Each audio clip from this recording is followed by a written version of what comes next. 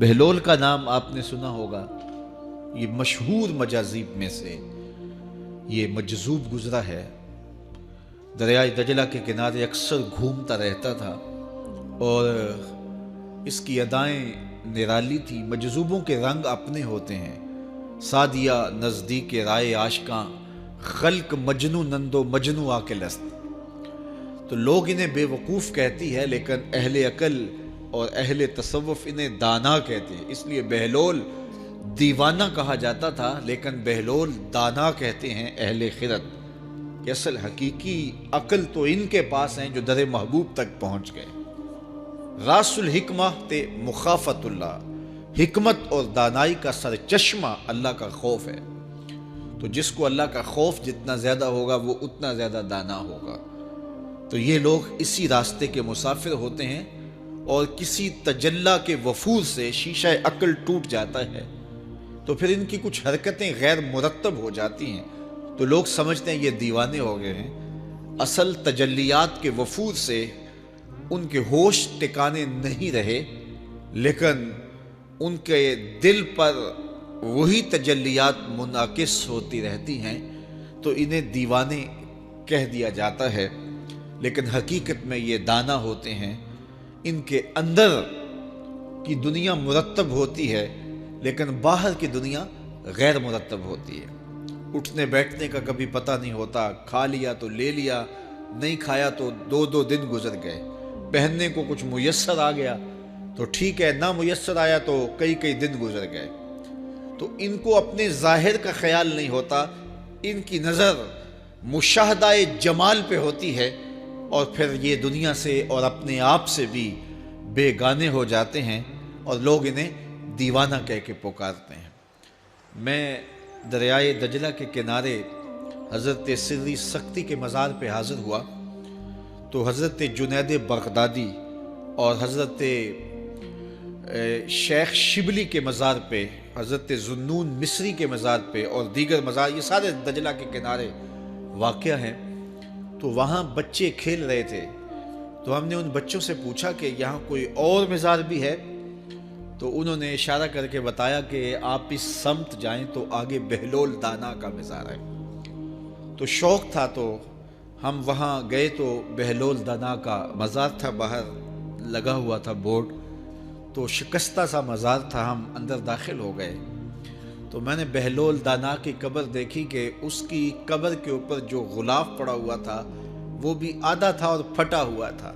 میں نے کہا فقیروں کی جو علامتیں ہوتی ہیں وہ مرنے کے بعد بھی پائی جاتی ہیں، آج بھی مجذوبیت کا رنگ اس کی قبر پہ نمایاں ہے۔ اور میں نے دوستوں کو کہا جو میرے ساتھ تھے، میں نے کہا دیکھو وہ جو ہوتے ہیں نا مجذوب، بعض کا کپڑے بھی واجبی ہوتے ہیں ان کے اوپر، تو یہ دیکھیے کہ اس کا غلاف بھی جو ہے وہ آدھا ہے اور وہ بھی جگہ جگہ سے پھٹا ہوا ہے، تو اس کی قبر بھی اس کے جذب کی کہانی سنا رہی ہے۔ تو یہ دریائے دجلہ کے کنارے گھومتا تھا اور لوگ اس سے ملتے تو جو اس کی زبان سے نکلتا وہ پورا ہو جاتا۔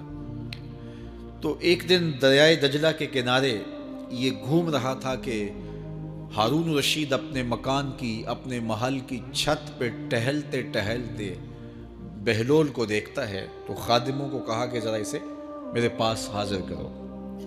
شاہی حکم نامہ تھا، جو چھت کے اوپر خادم تھے انہوں نے اوپر سے ڈولی پھینکی اور نیچے والوں کو اشارہ دیا، انہوں نے بہلول کو پکڑا اور ڈولی میں رکھ دیا، اوپر والوں نے رسیاں کھینچ لی۔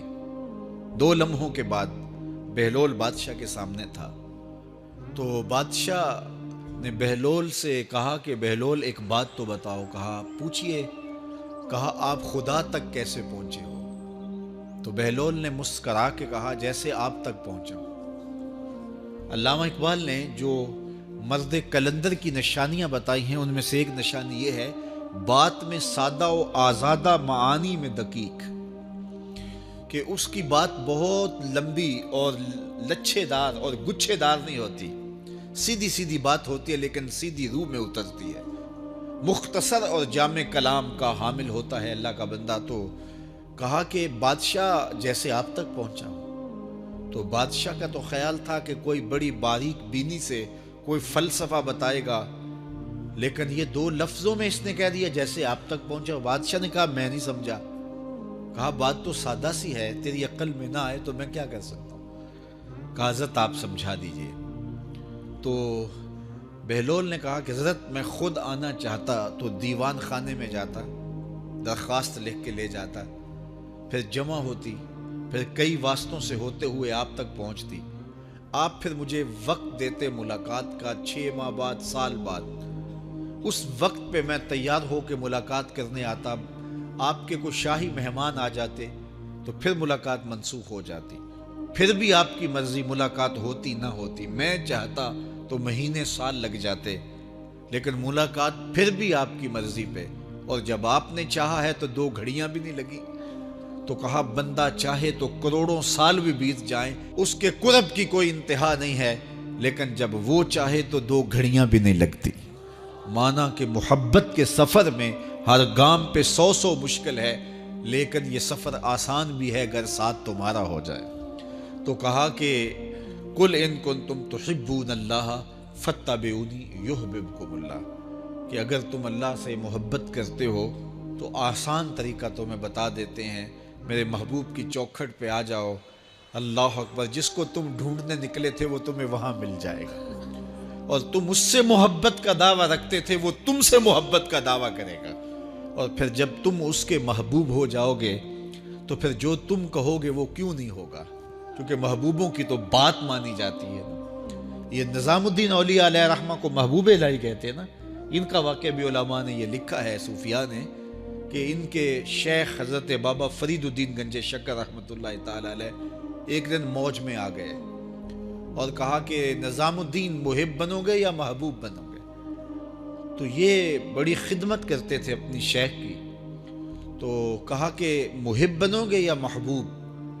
تو کہا حضرت اگر اجازت ہو تو اپنی ماں کو نہ پوچھاؤ. اللہ اکبر, ان لوگوں کی مائیں بھی تو صاحب حال ہوا کرتی تھی. تو کہا کہ اگر اجازت ہو تو اپنی ماں کو نہ پوچھاؤں کہ محب بننا ہے یا محبوب بننا ہے. کہا جاؤ تمہیں اجازت ہے. تو گھر کی طرف روانہ ہوئے. 1 دن کا سفر کیا. راستے میں ایک فقیر تھا مجذوب, جو راستے میں بیٹھا تھا. حالت اس کی عجیب سی تھی. تو یہ سلام کر کے گزرنے لگے تو وہ مسکرا کے بولا محب بنو گے یا محبوب. تو حیرت زدہ ہو گئے کہ اسے کیسے پتا چل گیا, یہ تو میرے شیخ کا اور میرا راز ہے. تو رک گئے. کہا کہ حضرت اگر آپ بتا دیں تو بہت اچھا ہو. کہا نہیں ماں سے پوچھو, جو وہ بتائے گی وہی بن جانا, اور اگر ماں نے نہ بتایا تو کل آ جانا, اسی وقت یہاں ملاقات ہوگی, پھر میں بتا دوں گا. خیر چلے, رات کو پہنچے, والدہ کی خدمت میں سلام پیش کیا, پاؤں دبائے اور کہا کہ شیخ موج میں آ گئے اور کہا محب بنو گے محبوب بنو گے. تو میں نے کہا ماں سے پوچھ لوں. تو میں اماں جی آپ سے پوچھنے آیا ہوں, راستے میں یہ واقعہ بھی ہوا. تو ماں نے کہا کہ بیٹے تم صبح ناشتہ کر کے پلٹ جانا, اور وہ جو راستے میں تیرے دل کی بات بوجھ گیا وہ کوئی صاحب حال تھا, وہ تمہیں صحیح بتا سکے گا کہ محب بننا کہ محبوب بننا. خیر یہ صبح ناشتہ کر کے ماں کے پاؤں پکڑے, اجازت طلب کی اور واپس نکلے. اور وہاں جا کے دیکھا تو کوئی فقیر نہیں ہے. بڑے حیرت زدہ ہوئے, دائیں بائیں سے پوچھا کہ یہاں کل ایک بابا بیٹھا تھا. کہا وہ تو کل کے فوت ہو گیا. تو کہا اس کی قبر کہاں ہے.